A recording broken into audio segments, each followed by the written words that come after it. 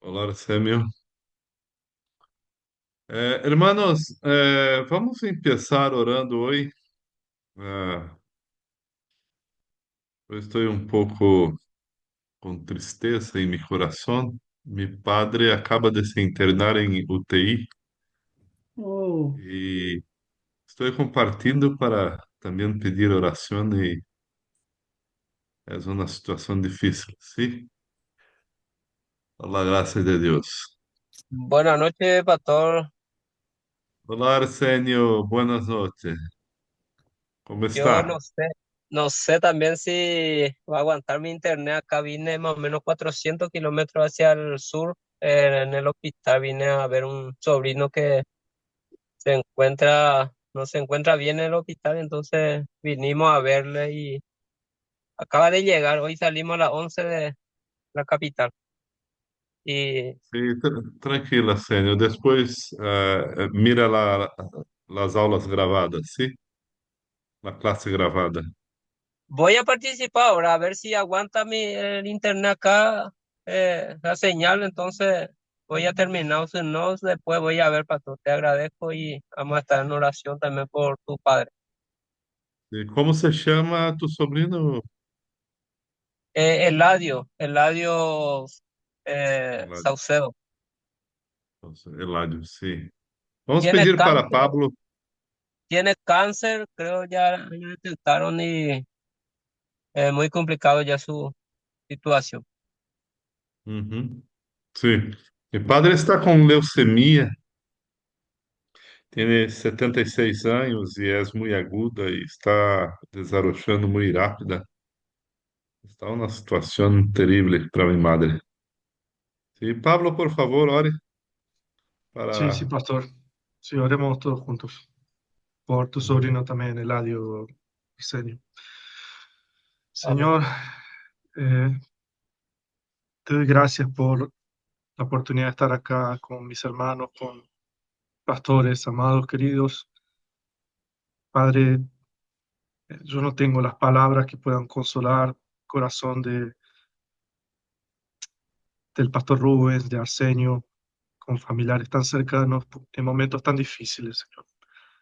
Pero tú, Señor, tu Espíritu Santo nos puede consolar aún en los momentos más complicados de nuestra vida. Yo te pido, Señor, de misericordia, primero con el corazón y la mente de mis hermanos. Señor, dales tranquilidad, paz, consuélalos para que puedan también ser la fortaleza de su familia, Señor. Sim, Senhor.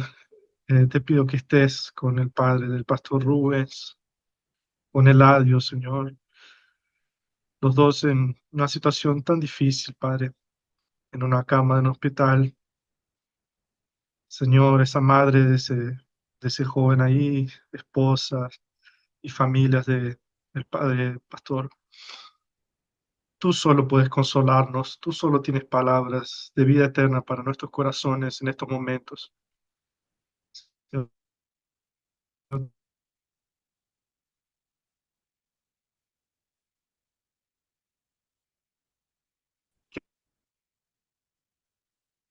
Creio que que hace un Dios de maravillas, un Dios de consuelo, un Dios que está con que la iglesia pueda abrazar a estos hermanos y acompañarlos en oración, Padre amado. sim, Amén Senhor. y amén. Amém. E amém. Amém. Por la gracia de Deus. Hermanos, estamos vendo, mirando para a história de la filosofia como uma introdução, ¿sí? A discussão é quando hacemos filosofia. Para muitos, quando estamos haciendo a la abstração, el raciocinio respecto de situações da vida. Pero para outros, quando decidimos narrar a história da filosofia, já estamos fazendo filosofia.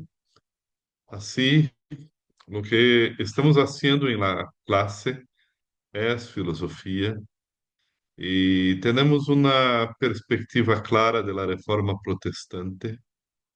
Miramos o desarrollo de la filosofía desde la historia del mundo antiguo, quando se interpretava a realidade por la perspectiva de los dioses. E depois miramos por uma caminhada hasta el mundo moderno, e vimos como la razón está construindo o pensamento e se torna autônoma, independente e não tem mais nada sobre a razão e tudo está bajo la interpretação de la razón. O problema é que a autonomia da razão não é suficiente, ¿sí? E se necessita de mais coisas.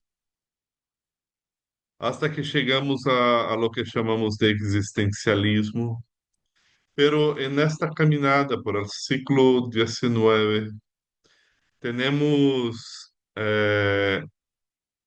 momentos de la historia en que las personas desean someter la teología a la razón.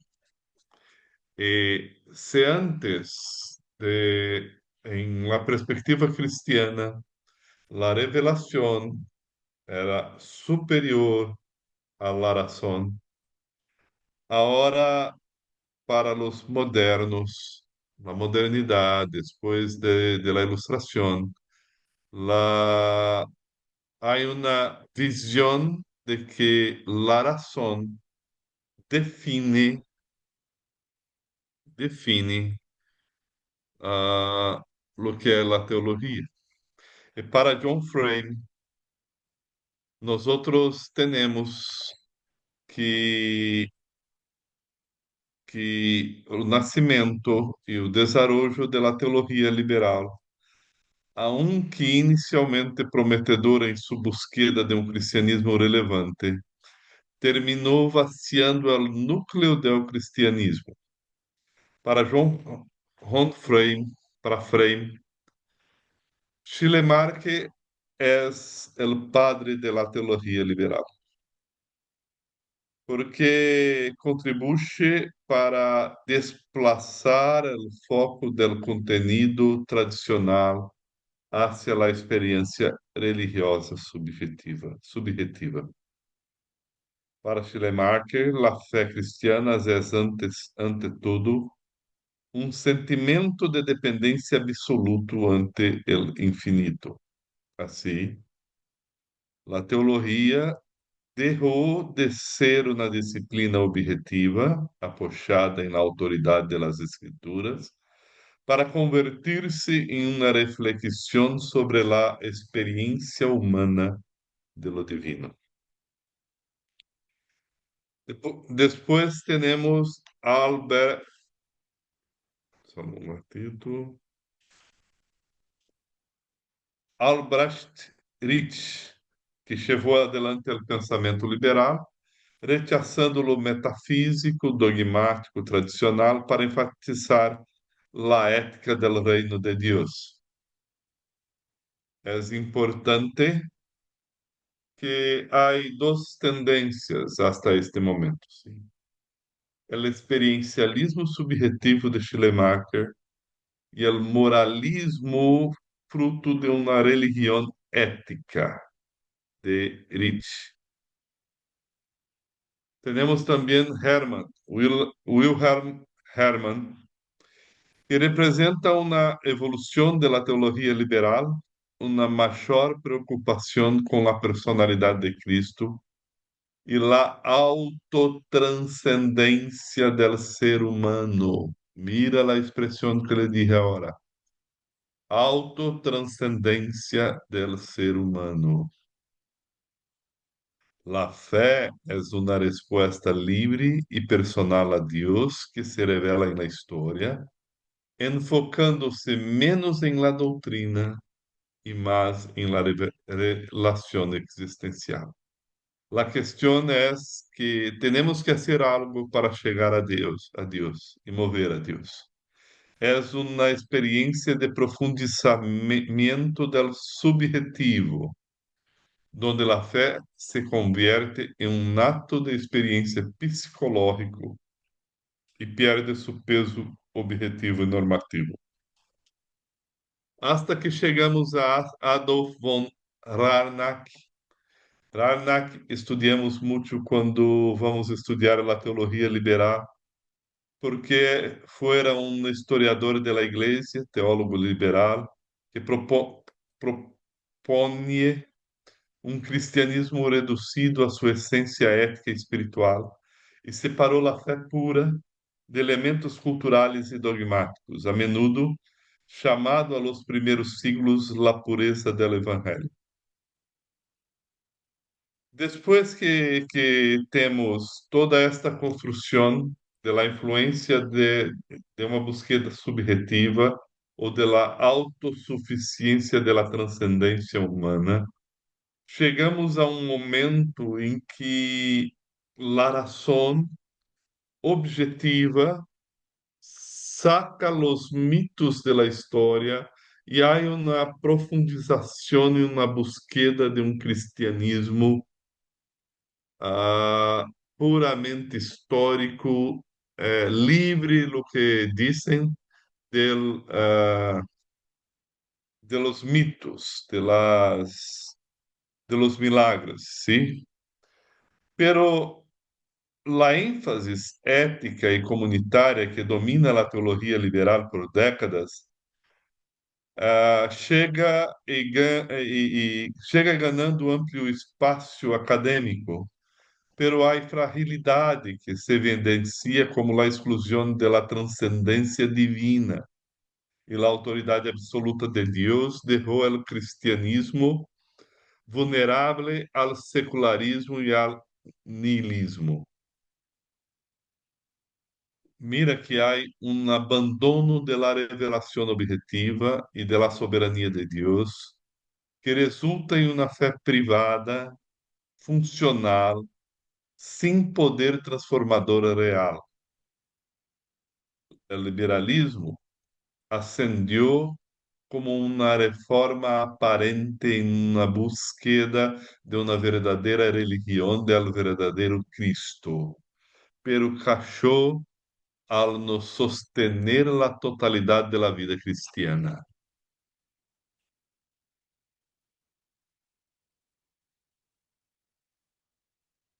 Kierkegaard, Soren Kierkegaard, es el padre do que chamamos la teología existencial. Es una respuesta, un intento de responder al liberalismo, ¿sí? Que busca poner ênfase na existência individual e la relação personal com Deus e la crise interior del ser humano frente à la vida da fé.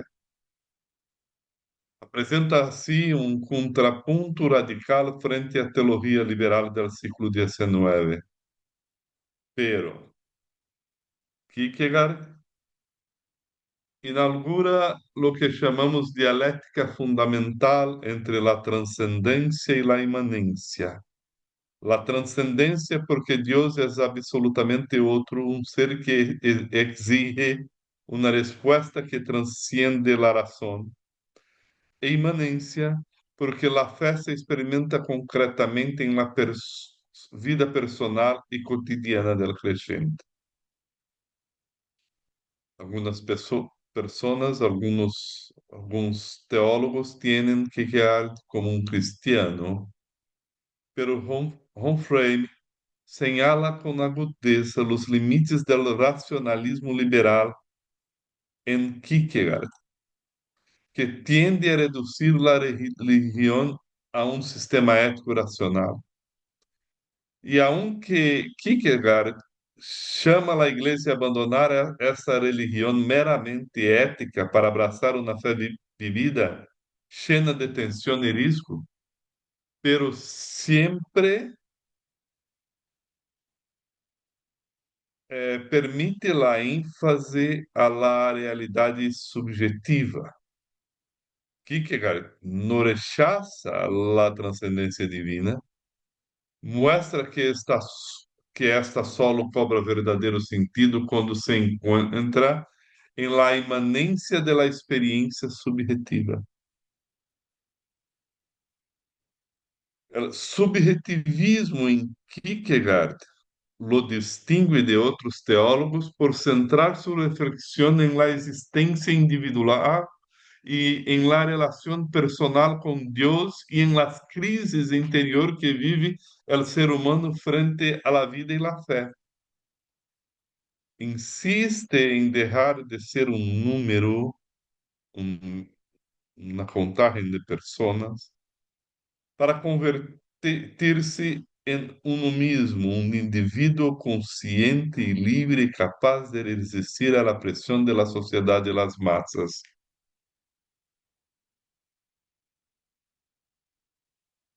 A autenticidade, para Kierkegaard, solo se alcança quando o indivíduo se enfrenta a sua própria existência e a sua relação com Deus. Não basta conformar-se a las normas sociales. La persona debe assumir la responsabilidade por sua vida e sua fé. Em suas palavras, deja de ser um número e ser tu mesmo. Esta é a essência de seu pensamento. Ser autêntico frente a Deus e ante los hombres. A teologia liberal, representada por Schleiermacher e Ritsch, enfatizava a imanência da experiência humana e a dimensão ética da religião.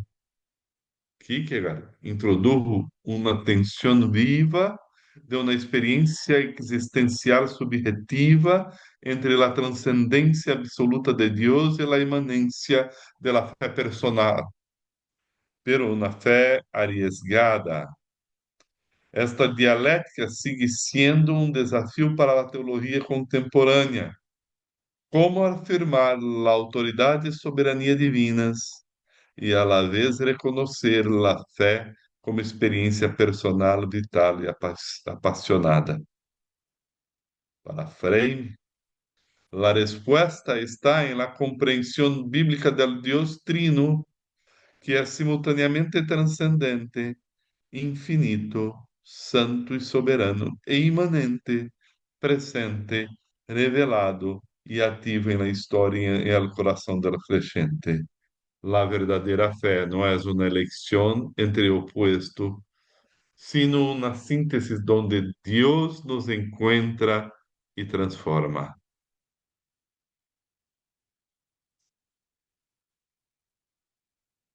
Aunque Kierkegaard era profundamente cristiano e sua obra estava influenciada por la teologia protestante, no se le puede considerar simplesmente um reformado.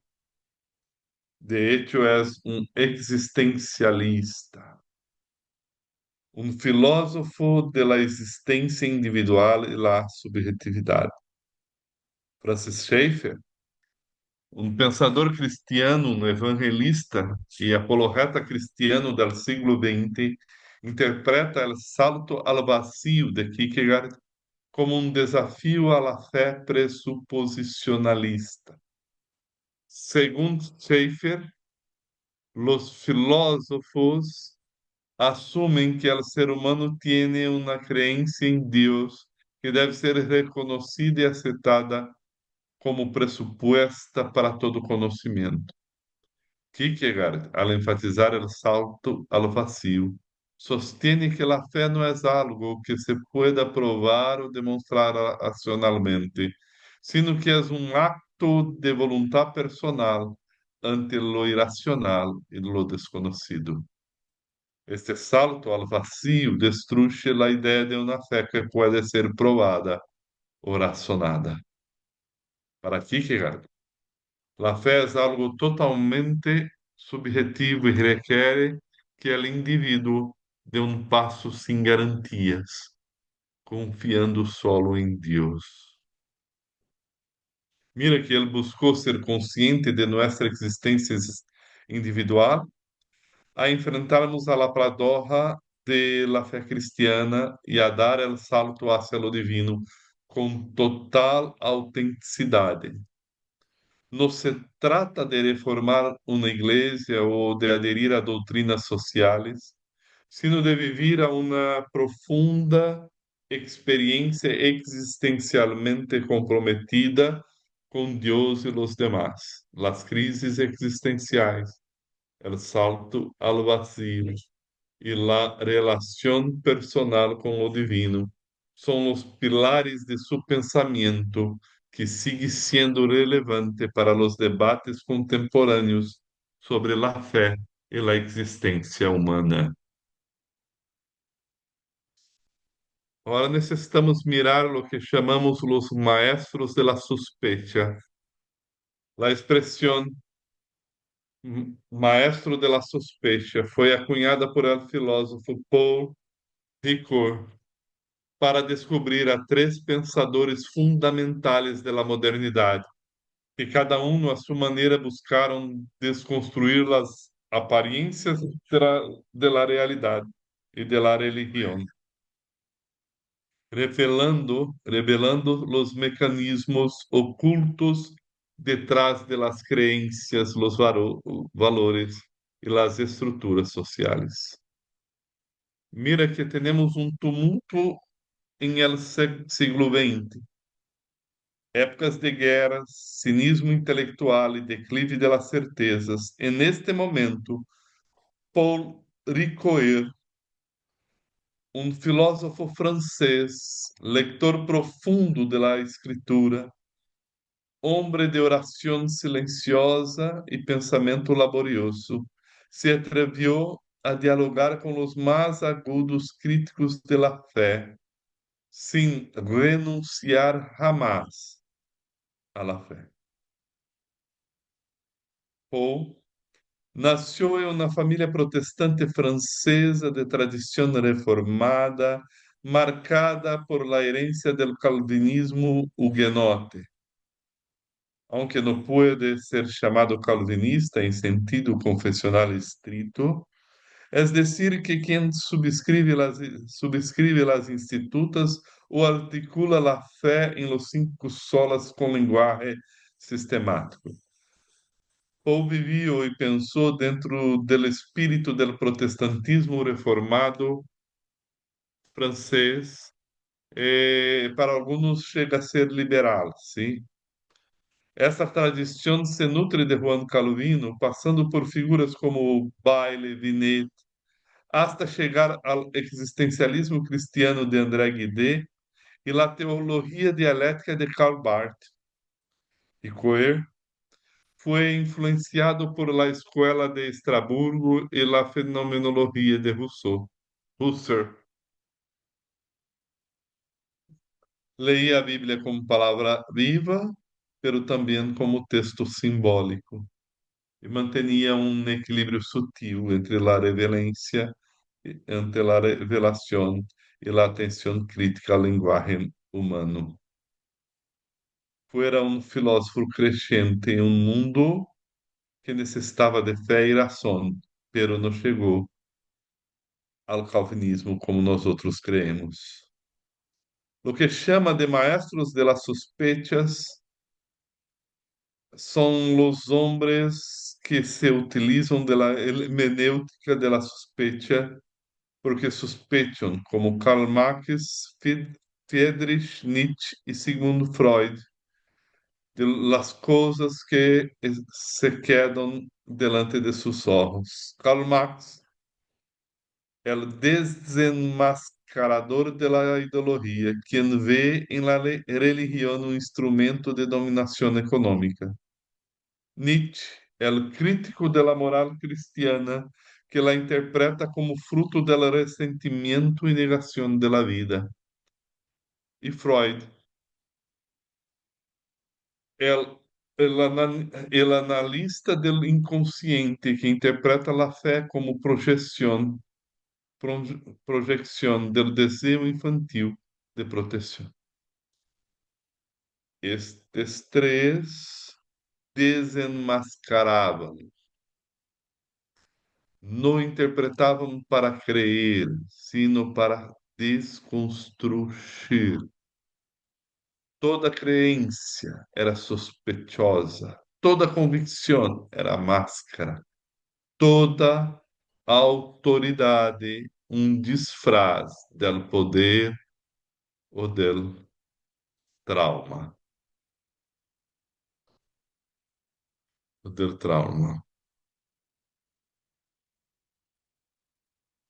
Ricoeur não nos deixa um sistema teológico, não escreve como um teólogo, pero sua obra serve como puente entre a modernidade herida e o evangelho. É útil em sua filosofia à igreja, porque entendeu que a verdade pode ser oída de novo, não como doutrina solamente, sino como narrativa viva em la qual Cristo é o Senhor da história e da interpretação.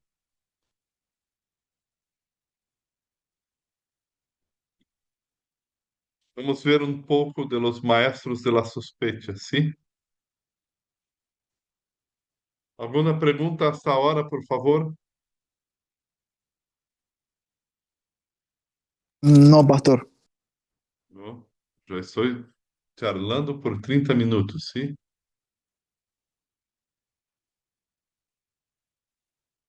Karl Marx sospecha de la ideología. La religión es el opio del pueblo. Para Marx, las ideas religiosas y morales no son verdadeiras verdades eternas, sino superestructuras criadas para mantener el orden económico y social.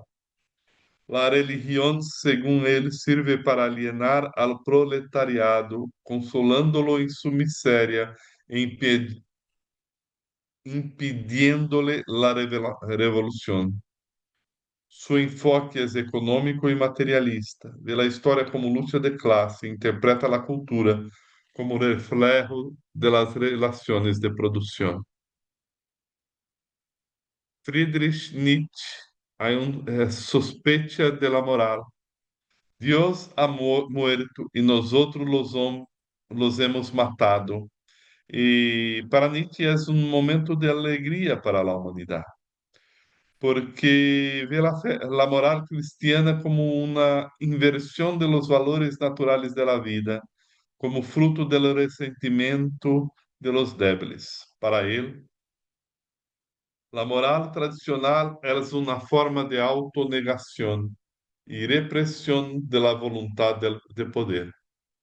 La religión es una proyección del deseo humano de estabilidad y sentido en un mundo sin fundamentos trascendentes.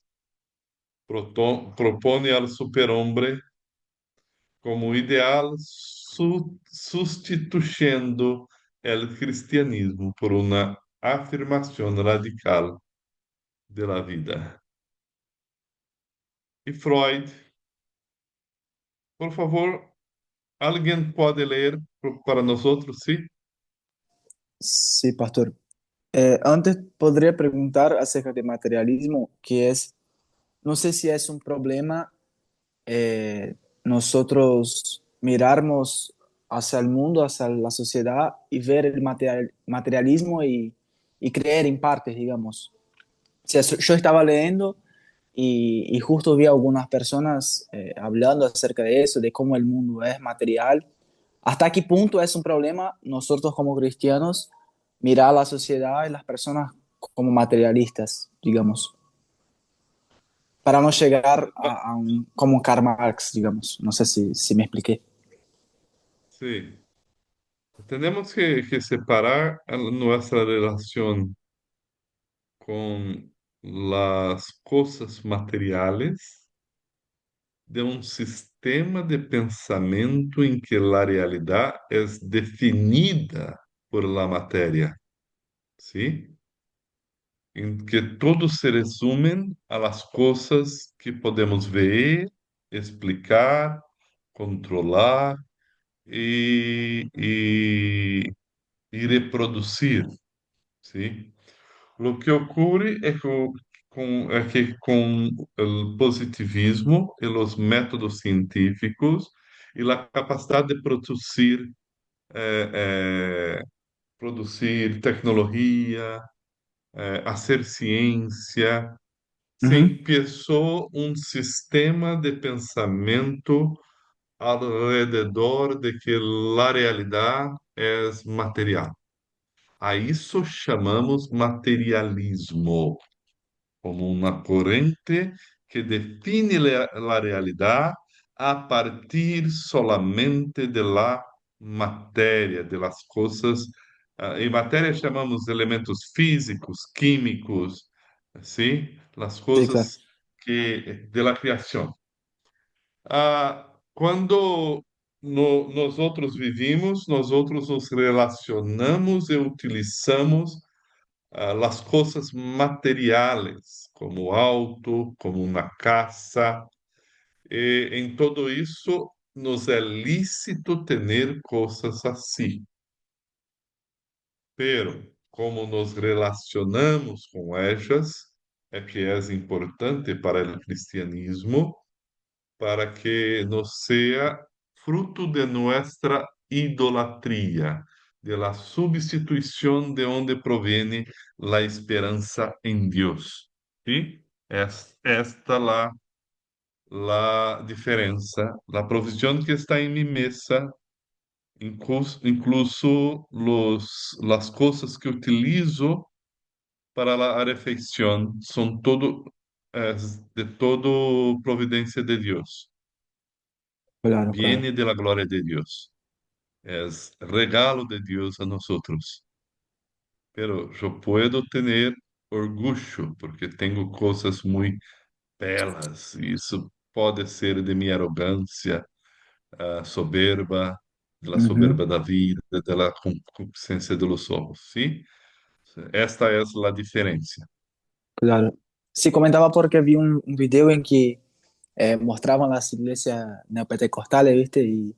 Y mostraban cómo el materialismo afectó también a las iglesias, o sea, de comercializar muchas cosas, hablaban incluso de los sectores VIPs, ¿no? Que tuvieron, que era un fruto del materialismo. Entonces, por eso preguntan, para saber separar bien Sí, las cosas. podemos charlar a respeito por muito tempo. Pero mira, setores VIPs teníamos também nas igrejas protestantes quando surgiu o Exército de la Salvación em la Inglaterra, ¿sí? Porque e todos teníamos desculpas para ter setores VIPs hoje e naquele momento também em la Inglaterra. Há outras coisas, por exemplo, necessitamos de catedrais tão grandes e suntuosas e bonitas. Es Mira como complicado. é difícil. Sim. Necessitamos de sonidos caros e com qualidades e iluminações. É bueno utilizar, sim, pero qual equilíbrio? O que é o equilíbrio de lo que é realmente necessário e devemos utilizar e o que já ultrapassa e se chega à idolatria ou ao pragmatismo, ou seja, es una sustitución de la obra del Espíritu Santo. No sé si me comprendes. Sí, pastor, perfectamente. Quedó clarísimo. Ujú. Sigo con la lectura de Sí, Nietzsche. por favor. Ajá. Sospecha de la moral. Dios ha muerto. Dios ha muerto y nosotros lo hemos matado. La gacha ciencia. Nietzsche ve la moral cristiana como una inversión de los valores naturales de la vida, fruto del resentimiento de los débiles. Para él, la moral tradicional es una forma de autonegación y reprensión de la voluntad de poder. La religión es una proyección del deseo humano de estabilidad, y sentir en un mundo sin fundamentos trascendentes. Propone el superhombre, Ubermensch, como ideal, sustituyendo el cristianismo por una afirmación radical de la vida. Pero las sospechas son útiles para nosotros. Debemos rechazarlas completamente. Es una pregunta sencilla, sincera, que necesitamos hacer, porque muchas veces ellos ven lo que deveríamos ver, pero tienen una respuesta, una contestación equivocada, porque no siguen la revelación. Mira una cosa. La crítica marxista a la religión institucional puede desenmascarar idolatrías estruturales reales. Algunas veces somos idólatras de un sistema de gobierno como la esperanza de la pureza. Nuestra esperanza solo está en Cristo. La denuncia de Nietzsche contra la hipocresía moral não é novedosa se Cristo mesmo lá hizo contra os fariseus. Nietzsche não rechaza só a hipocrisia, rechaza al mismo Cristo. Pero há hipócritas entre nós outros. Eu não sei o que Nietzsche veía, pero ele conhecia algo do cristianismo que lhe causou a estranheza, sim? E a visão freudiana do desejo não compreende a teologia agostiniana do coração inquieto, que solo acha descanso em Deus. Pero as coisas que Freud chega a nos ensinar como uma expressão de la religião, como uma expressão de desejos reprimidos, de todo não chega a ser equivocada se está mirando pessoas que vivem um falso cristianismo ou um moralismo ético comportamental que intenta por obras buscar a Deus. Mirar la sospecha não é o problema. O problema é seguir Marx, Nietzsche e Freud em la solução. Porque a solução só es bienvenida, se viene por la revelación. Debemos así mirar a la sospecha y nos quedar con la tradición reformada de la depravación total, porque la depravación total no teme a la sospecha. Nosotros somos pecadores, incluso en nuestras relaciones en la religión. Em el ambiente cristiano temos dificuldade, necessitamos perdonar, buscar perdão, reconhecer nossas faixas. Pero, a diferença de los maestros de las sospechas, el cristianismo não se detiene en la crítica. Ele vê mais allá de la superfície corrompida porque cree en la revelación graciosa de Dios que irrumpe en medio del engaño del mundo. Nietzsche.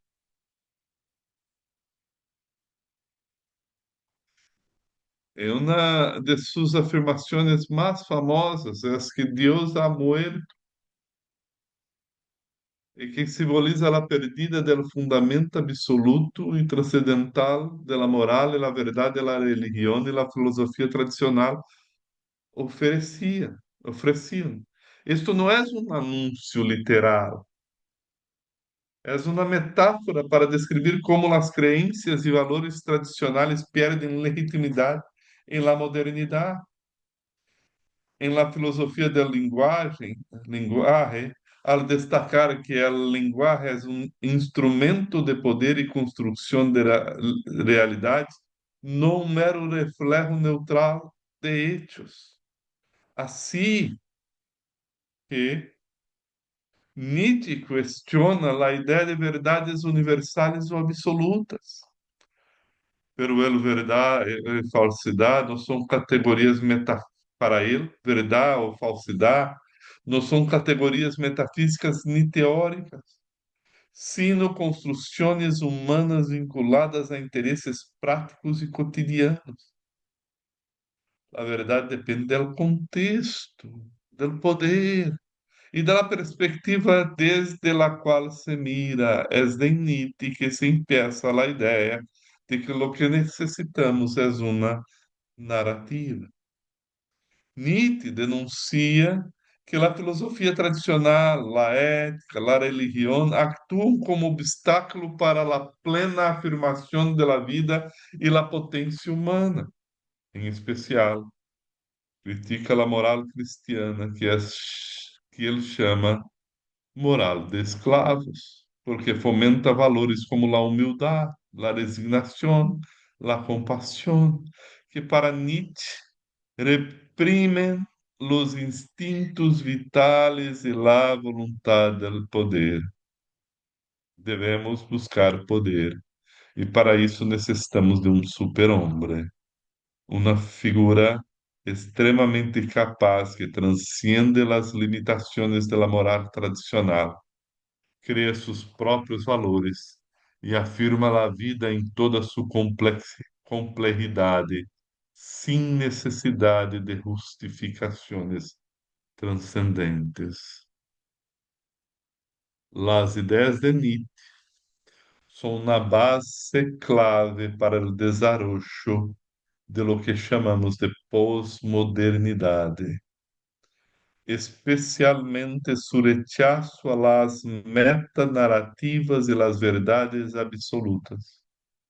Também influiu profundamente em la filosofia del lenguaje, al destacar que el lenguaje es un instrumento de poder e construção de realidades, não mero reflejo neutral de hechos. Mira, quando afirmamos a respeito da linguagem como um instrumento de poder e pensamos em los extremos de la teología praticada en la iglesia cristiana por la teología de la prosperidad. Lo que te acuerde de algo en la teología quando charlamos a respeito de linguagem como um instrumento de poder?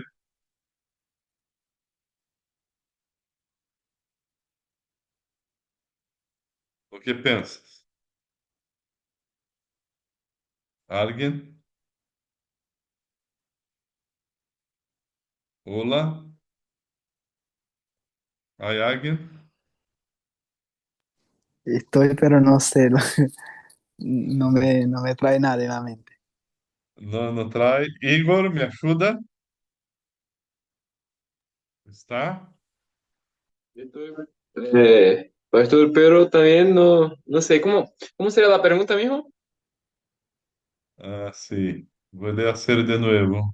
Le disse que para Nietzsche temos a ideia de um super-homem que transcende as limitações morais e que destaca uma linguagem como um instrumento de poder e de construção de realidades. O que pensa que isto influi em la teologia de la prosperidade. Ah, yo creo que sí, Pastor. Podríamos ver, por ejemplo, aquella doctrina que dice que el hombre se puede decretar sobre el reino espiritual. Sim, Entonces, como un superhombre, se puede mandar en Dios. Yo decreto que mi vida financiera va a 100 por uno, por ejemplo. Yo creo que se puede venir esta influencia ahí. sim. Tus palavras têm poder. Mira lo que dice, ¿sí? Y hay también la idea de la confesión positiva. Es eso que me vino ahora en la mente, ya iba a decir. No sé si es algo similar a conferencia positiva. Vi mucho eso, incluso después que vi que o sea, cuando me convertí, tenía esos Mm, hábitos de confesión positiva y ni me daba cuenta. Y después empecé a ver y son frutos que si vos no estás atento, empezás a querer cosas, igual a la música que comentaste en la última clase. Dame lo que es mío, de lo que me debes. Creo que comentaste en la última sí, clase. sí, también. Y ahora mira, hay cosas que son, que se transforman en teología y hay cosas que son normales, naturales, ¿sí? Ni Dios ha de permitir. No, Dios no ha de permitir cosas así, que son afirmaciones de deseos profundos de nuestro corazón. Pero yo puedo solamente decir esto porque es un deseo en mí. Dios no va a permitir esto, ¿sí? Pero yo puedo decir eso como una afirmación siempre positiva. Hay otra cosa que normalmente nos utilizamos y no percibimos esto. Siempre mirar los momentos difíciles con una perspectiva positiva de las cosas. No, isso no pense assim porque vai se dar mal. Son afirmaciones, ¿sí? De una construcción que empieza en Nietzsche y va a desarrollar y se tornar más poderosa en la filosofía, pero ahora, a partir de Nietzsche, podemos ver que nos organizamos emocional e mentalmente para siempre sermos positivos en las palabras, porque si pensamos positivamente, las cosas ocurren correctamente. ¿Sí? Vamos à frente, vamos adelante. Yo tengo una pregunta. Pragmatismo. Diga, Igor. Eh, Estos son pensamientos que son muy antiguos. Nietzsche creo que es de siglo pasado. Eh, Tuvo un libro que creo que también que moldeó bastante este pensamiento neopentecostal, que sería el Secreto, que creo que es bastante envasado en en este positivismo. Ya, yo declaro algo y algo se mentalizo, se puede pasar. Y también está muy moldeado ahí en los pensamientos de estos libros de coaching, de finanzas. Entonces, tenemos que ver la historia siempre de donde parte las ideas, ¿sí? Por más que a Sim, veces no esté en Nietzsche, necesariamente, pero va moldeando pensadores a lo largo de los tiempos, y esto hasta llegar a la teología, ¿sí? O sea, más o menos eso, nuestro pensamiento, ¿sí? sim. É isto, sempre. E mire que há algumas coisas que temos que pensar sempre. Por exemplo, se você vai a jogar com uma equipe na final de campeonato de futebol, não importa qual esporte, sim? Pero quiere entrar en una clase, en una cancha, con un equipo motivada positivamente, con la convicción de la victoria, o quiere una equipe que no tiene certeza y la convicción de la victoria, o quiere una equipe que tiene conocimiento de su capacidad, tiene una análisis clara del adversario de la otra equipe.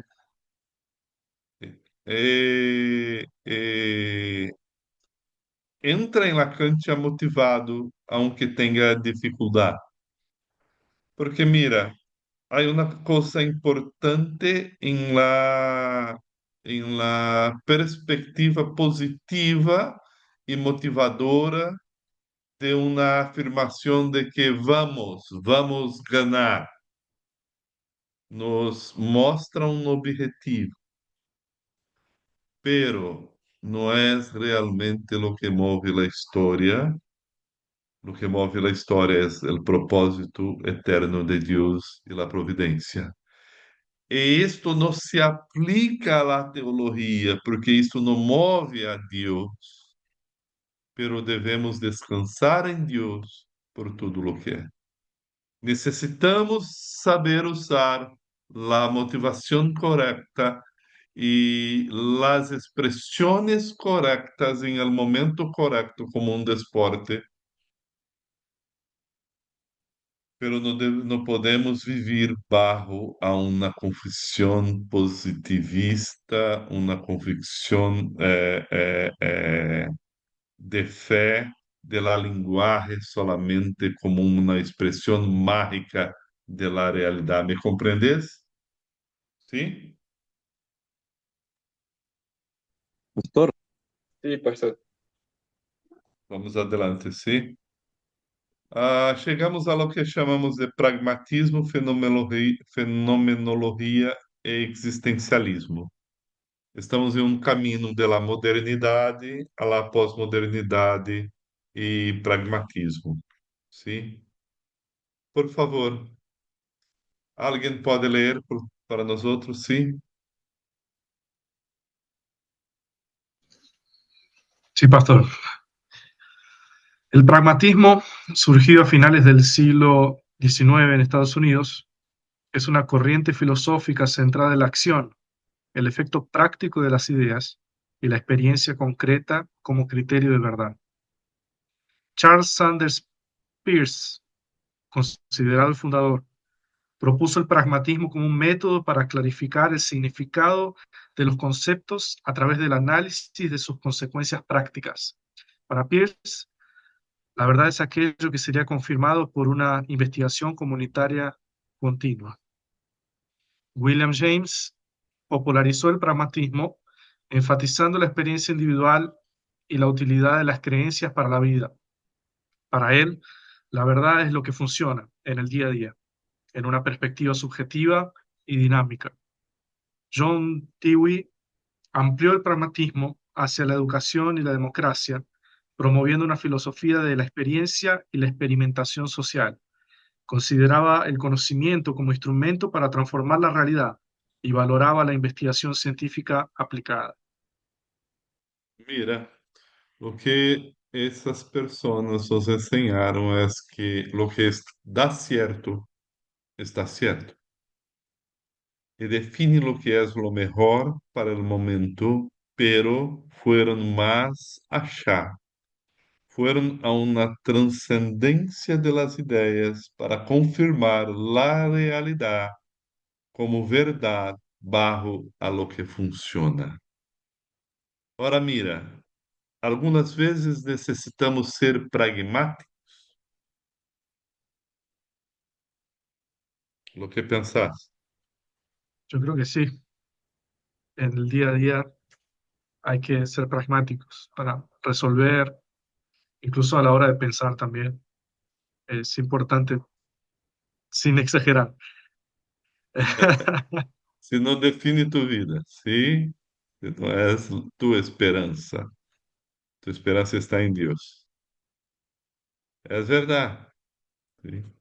¿Alguien tiene un modelo de evangelismo pragmático? sí, el decisionismo. ¿Cómo? El, ahí lo digo, el decisionismo. ¿Sería un método de evangelismo pragmático, por ejemplo? Dê um exemplo. Lo que enseña. Por ejemplo, claro, es algo que se introdujo con el segundo gran despertar. La idea es que se lo manipule, por así decirlo, psicológicamente a la persona que asiste a la iglesia, se lo invita a pasar adelante, que diga que acepte creer en Jesús y ya es nuevo cristiano. Eso sería un Sim, pragmatismo, ¿no? sim, é um pragmatismo que pode ser um problema ou pode ser bueno, porque ajuda ao discipulado. Agora, mira, Miguel, eu vou Sí, perguntar uma coisa. Quando eu chego a alguém e digo, Mi casamento estava malo. Encontrei a Jesus. E se cambiou tudo. Hoje tenho uma família hermosa. Estava quase a romper com minha esposa. E Deus restaurou tudo. É um exemplo de la utilidade del milagro de Deus em la regeneração para cambiar minha vida. E eu apresentei a ele de uma forma pragmática. Me compreendes? Claro, sí, sí, sí. Esta é a parte positiva, um testemunho de que serviu para mim e me cambiou. Pode servir para você. Claro, pero sí, entiendo lo que quiere decir, pero ahí también hay una especie de peligro, ¿no? En el que podemos caer. O sea, decir, por ejemplo, yo era una persona que no tenía paz, no podía dormir, hasta que un día Uhum. conocí a Jesús y de ahí mi vida pudo tener sentido y ahí tengo paz. Eso por ahí lo puede decir inclusive hasta alguien que hace yoga. No es Sim, necesariamente algo, vamos a decir, un testimonio cristiano en un sentido amplio de la palabra. sim, não estou falando de Cristo. Eu estou falando de lo que Cristo hizo em minha vida e como foi importante para mim e como cambiou minha vida e como cambiou meu coração de um ambiente de guerra para um ambiente de paz. E pode ser em tu vida também. Pero sabemos que não é o testemunho que cambia as pessoas, lo que cambia as pessoas é Cristo. Cristo cambia as pessoas. E necessitamos chegar a um discipulado verdadeiro.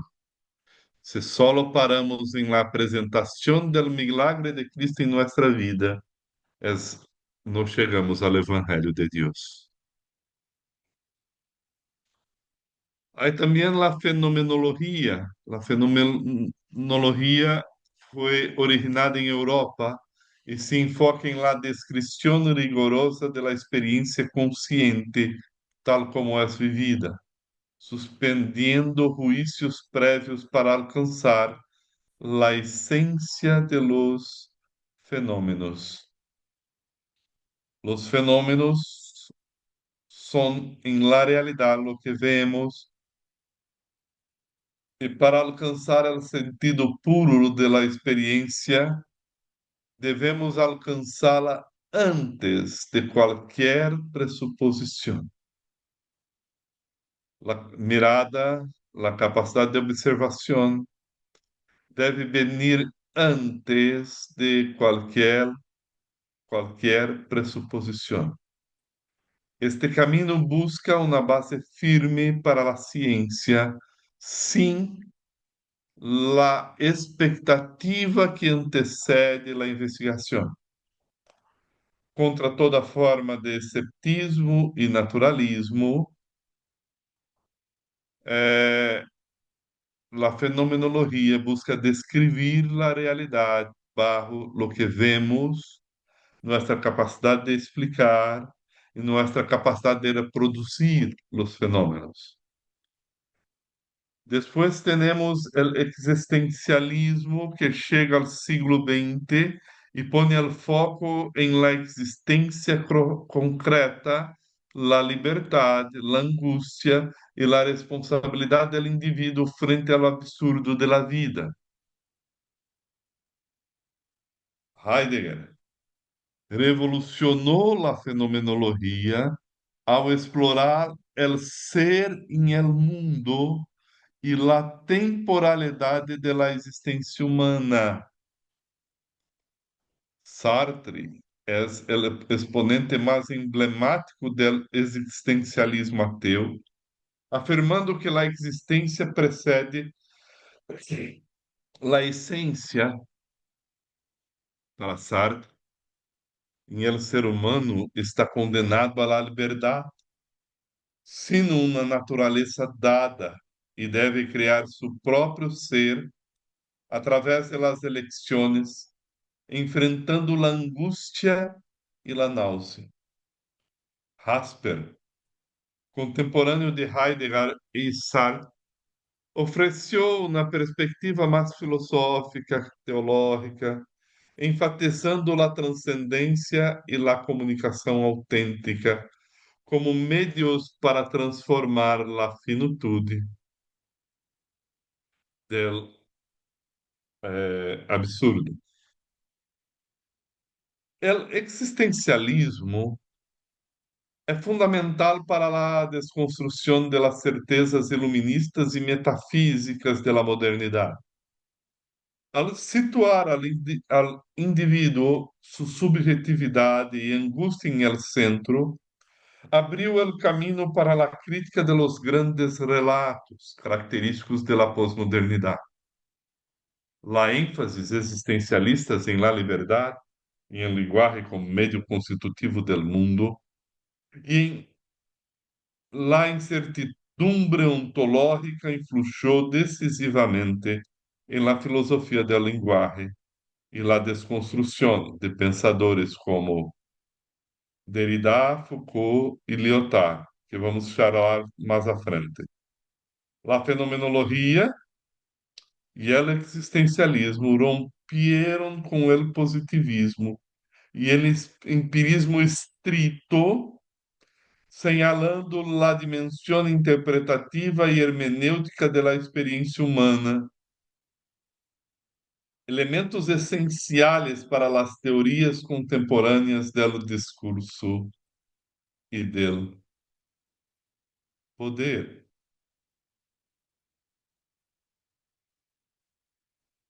Hay preguntas hasta este momento?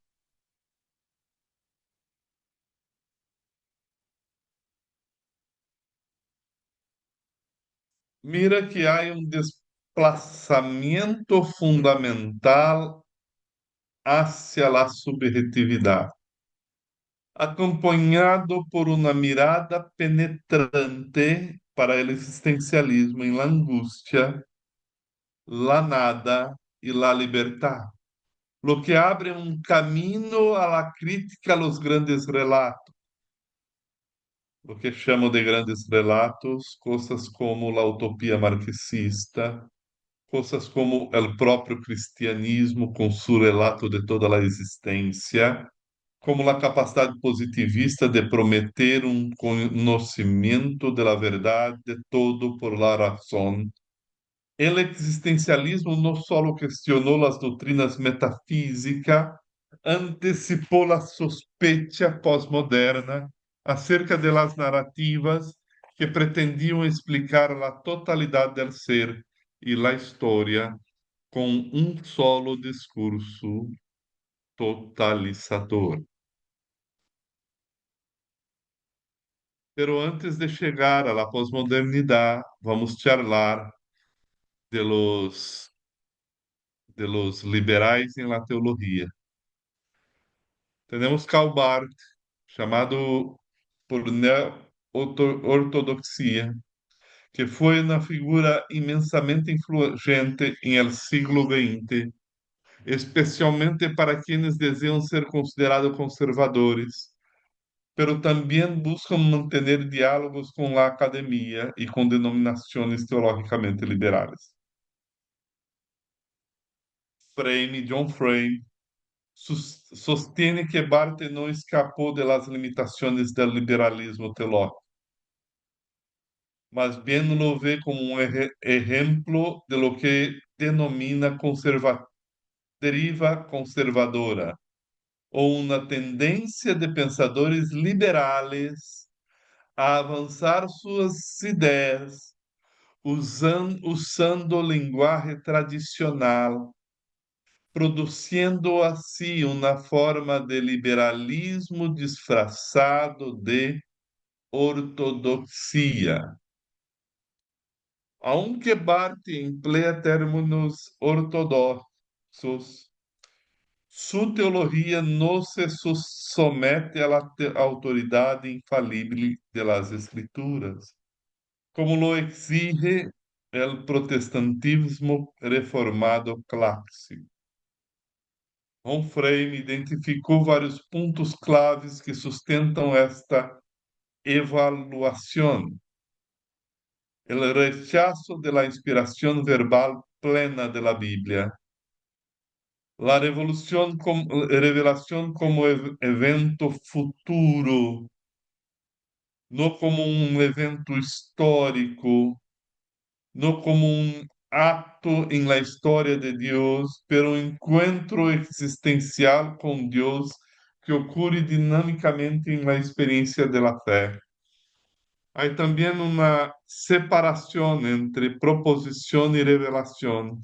Barth enfatiza que a verdade revelada não pode reduzir-se a proposições doctrinais fijas, la qual rompe com a convicção reformada. Há um tratamento do pecado e do mal que não chega a ser a perspectiva de uma visão reformada, porque explica o pecado como uma carência, um desejo, mas que como uma desobediência moral e personal contra Deus.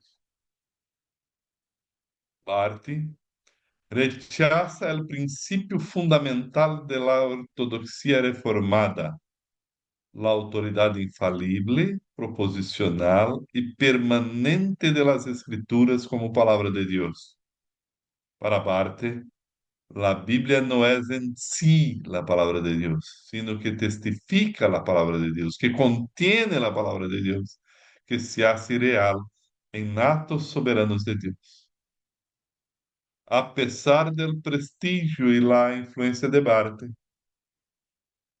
para João Freire, Barth representa uma forma sofisticada de liberalismo teológico, porque não mantém o compromisso essencial da teologia com a palavra de Deus. Sua teologia, portanto, está marcada por uma utilização de los términos de la teologia reformada bajo uma aparência de ortodoxia, mantém princípios fundamentais do liberalismo moderno, como a negação da proposicionalidade da revelação e a concepção dinâmica e existencial da verdade de Deus. Em realidade, o que o liberalismo vai chegar a ser é uma desfiguração de quem era Cristo e do cristianismo em la história.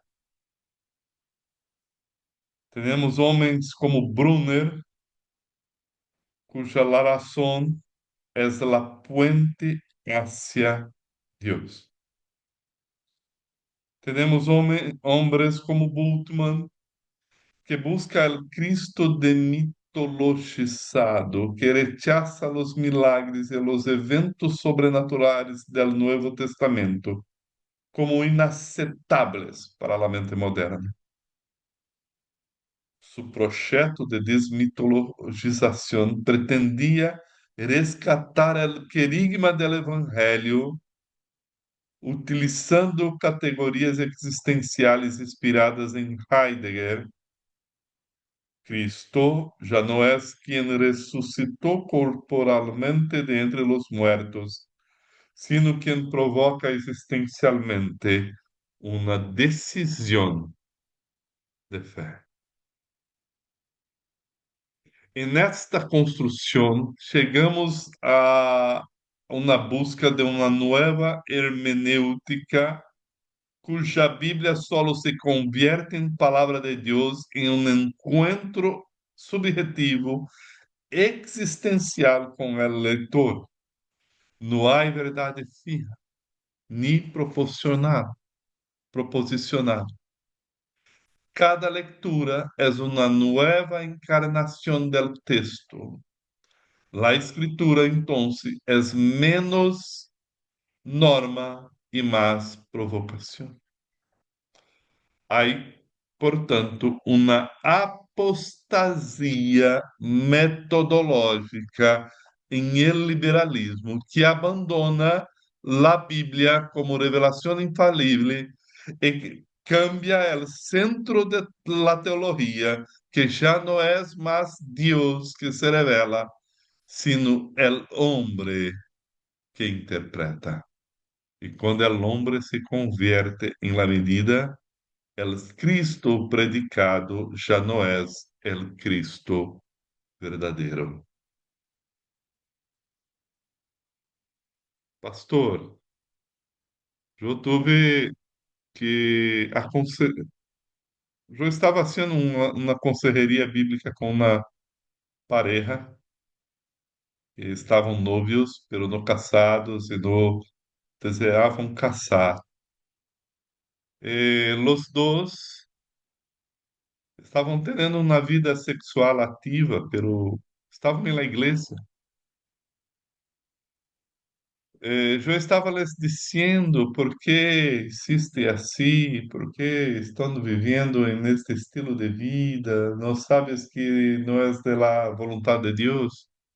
Isto fuera em 1998, sim, antes de la virada del milênio. E as pessoas, os dois, disseram, pastor, nós outros somos cristianos, oramos a Deus, pedimos orientação. E foi bueno, foi um momento rico delante del Senhor. Mira, no, lo que estou dizendo, a experiência existencialista em la teologia necessita de uma autenticação subjetiva de Deus, por el sentimento de que tudo se va bien, de bienestar, ¿sí? Lo que pasa es la necesidad de bienestar, aunque sea contra la ley de Dios. Si vivimos y fue bueno, es verdad, pero es contra la palabra de Dios. Pastor, yo no sé lo que pasa, pero creo que Dios está cuidando de nosotros. Está bien, tenemos que disciplinar. No, que, no les gusta la palabra de Dios como la regla de fe y práctica, ¿sí? ¿Preguntas?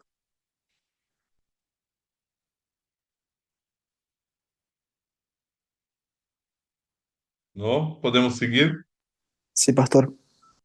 Pastor, y só me acordé de aquel pasaje que dice Pablo, que mismo que un ángel de luz viene y si diga otro evangelio que no sea este, que sea considerado anátema. Entonces, esto juega también un importante rol con nuestros sentimientos, ¿sí? Por más que nosotros estamos sintiendo algo, no podemos ser en contra de la palabra de Dios, sea lo que sea, ¿sí? Entonces me Sí. acuerdo de este pasaje. Sí. Para mí es, sí. Igor, lea Paul Tillich para nosotros, sí. ¿Sí? Paul Tillich fue uno de los teólogos más influyentes del siglo XX, particularmente por su intento de integrar la teología cristiana con la filosofía existencialista. Para él, Dios no es un ser personal en el sentido tradicional, sino el fundamento del ser, una realidad última, impersonal, que sustenta toda existencia. Dentro de esta estructura, Cristo no es Dios encarnado en un sentido literal y histórico, sino el símbolo supremo de lo que Tillich denomina el nuevo ser, el punto en el que la existencia humana, alienada de su fundamento, se reconcilia con él. Sí, en ese sentido, la manifestación perfecta del encuentro entre lo humano y lo divino es Cristo como el portador del nuevo ser, la figura que revela de forma simbólica y existencial la posibilidad de superar la alienación humana. Por tanto, Tillich niega la necesidad de confesar la divindad literal de Cristo o su resurrección corporal, ya que tales doutrinas son vistas como mitos que expresan verdades existenciales profundas.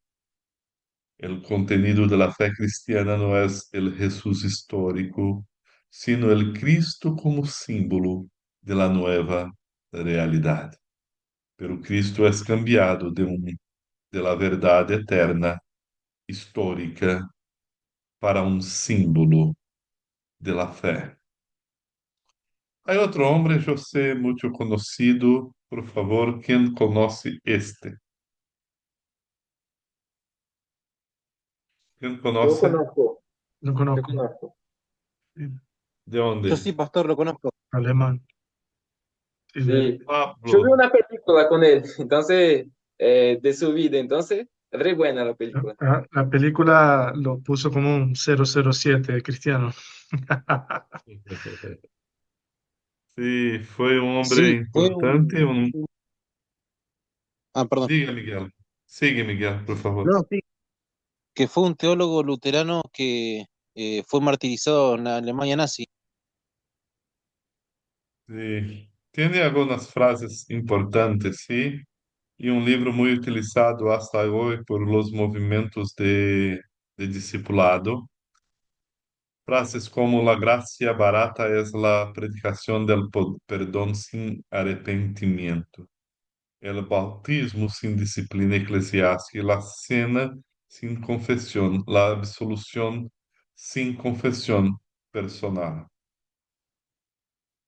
Hay discusiones al respecto de Bonhoeffer sobre su vida y su teología, pero estoy siguiendo el pensamiento de John Frame y concordo, pienso lo mismo que John Frame. Por más noble y necesaria que sea la insistencia de Bonhoeffer en una teología de la acción, sus fundamentos se quedan en lugar equivocado. Plantea preguntas cruciales desde la perspectiva de la fe reformada, pero señala que su teología es con frecuencia confusa, en cuanto a la doctrina de la salvación, ambigua respecto a la autoridad normativa de las Escrituras e inclinada hacia una ética comunitaria que puede oscurecer el evangelio de la gracia soberana. Hay una tendencia en Bonhoeffer que, aunque él valora profundamente la Biblia, hace una lectura existencial, experiencial y comportamental. Y la énfasis de la vida cristiana está bajo un encuentro personal, ético y práctico con Cristo. Su atención se centra sobre todo en los evangelios y los salmos, casi en detrimento del resto de la revelación, debilitando así la totalidad del testimonio de las Escrituras como un solo cuerpo que anuncia la obra redentora de Cristo desde Génesis hasta Apocalipsis. En la práctica, la palabra no es el fundamento innegociable de la fe, sino el punto de partida para una experiencia que depende de la comunidad, de la obediencia y del contexto existencial. Aunque Bonhoeffer cita la escritura con frecuencia, su interpretación carece a veces de sumisión al texto como revelación inspirada, inerente y autoritativa en cada una de sus partes. Por eso, porque cree en un Cristo moral, en una iglesia comunitaria y que se pierde por el Cristo simbólico, ético y espiritual, se pierde la necesidad de un mediador histórico. Bonhoeffer coquetea com a teologia liberal, que ele mesmo tentou criticá-la. e aleja-se del Cristo revelado em verdade, graça e soberania. Há uma evidente carência de uma sumisión a las categorías reformadas de la fe. Aunque no niegue las escrituras, las interpreta desde la acción ética, no desde la revelación objetiva. No niega la gracia, pero la condiciona a la respuesta del discipulado.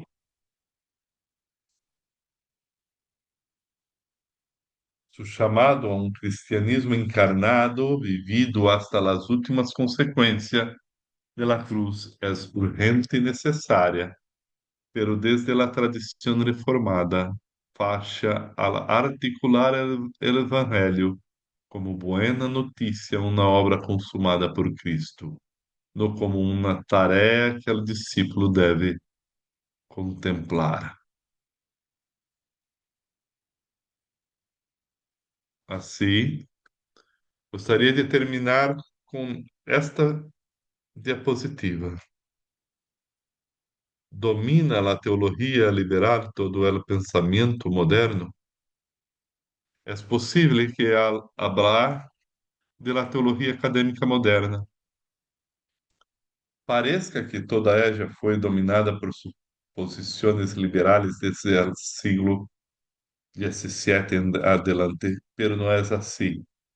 Como vimos antes, tanto escolásticos protestantes como pietistas e teólogos católicos romanos continuaram afirmando a autoridade da Bíblia e a realidade sobrenatural. Figuras como Jonatas Edwards, Archibald Alexander, Charles Hodge, B.B. Warfield representaram uma linha ortodoxa que, aunque pouco respeitada em el âmbito acadêmico secular, persistiu firmemente. Esta diapositiva é para a próxima semana. Últimas perguntas, sim. Estamos quase terminando.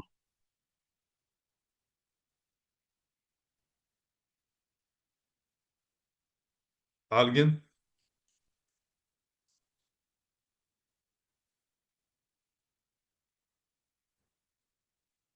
Diga, Fabian. Pode orar para nós outros? Sim, para terminar? ¿Escucha? Sí, sí, escucho. Ah, ok, porque tenía problema con el micrófono. Oramos, sí. Padre Celestial, queremos darte gracias, Señor, por poder compartir en esta jornada las enseñanzas que el profesor nos estaba compartiendo, Señor. Queremos pedirte que a pesar de este mundo tan secularizado que nos rodea, Señor, del cual aprendemos, Señor, también para estar alerta, Señor, para poder ser luz en medio de tanta oscuridad, Señor. Rogamos que identificando estas cosas podamos proceder conforme a tus escrituras, conforme a tu palabra, Padre, como creyentes, que sepamos llevar la verdad hacia otros, Señor, y hacer la diferencia en el día a día, Padre. Así es que oramos y agradecemos, Padre. Pido por cada uno de nuestros hermanos, también reitero la oración por el sobrino de Arsenio, también por el papá del profesor, Señor, que tú estés acompañando cada una de las circunstancias, cada uno de los momentos de su vida, Señor, y estés llevando fortaleza y consuelo a cada una de las familias. Así oramos y agradecemos, ponemos todo en tus manos confiados en el nombre de Jesús. Amén. Amén. Gracias, hermanos. Gracias, Hasta profesor. próxima Seguimos semana. orando. Ánimo. Sí, gracias. Ah, bendiciones, hermanos. Estamos en contacto. Bendiciones. Nos Chau. vemos.